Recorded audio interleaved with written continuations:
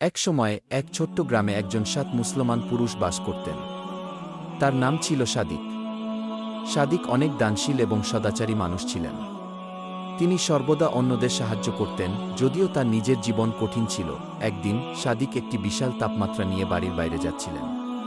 তখন তার দেখা হয় এক বৃদ্ধ লোকের সঙ্গে, যিনি খুব দুর্বল এবং ক্ষুধার্ত ছিলেন। সাদিক ওই বৃদ্ধ লোককে দেখে তার কাছে গেলেন এবং তাকে সাহায্য করতে চাইলেন। তিনি বৃদ্ধ লোকটিকে কিছু খাবার ও পানীয় দিলেন। বৃদ্ধ লোকটি সাদিককে ধন্যবাদ জানালেন এবং বললেন, এটা তোমার একমাত্র কাজ ছিল না, তুমি আল্লাহর পক্ষ থেকে সাহায্য পেয়েছ। সাদিক কিছুটা অবাক হয়ে তাকে বললেন, আল্লাহ আমাকে সাহায্য পাঠিয়েছেন। বৃদ্ধ লোকটি হাসলেন এবং বললেন, হ্যাঁ, আল্লাহ তোমার মাধ্যমে আমাকে সাহায্য করেছেন। আল্লাহ নিজের রহমত দিয়ে আমাদের পথ দেখান। তুমি যখনই ভালো কাজ করো, আল্লাহ তোমার হৃদয়ে রহমত দেন। সাদিক সে কথা মনে রেখে তার জীবনের প্রতিটি মুহূর্তে মানুষের উপকার করার চেষ্টা করলেন।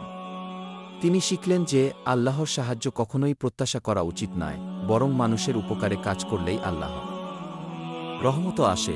যতটা সম্ভব মানুষের পাশে দাঁড়ানো এবং সদাচরণ করা উচিত।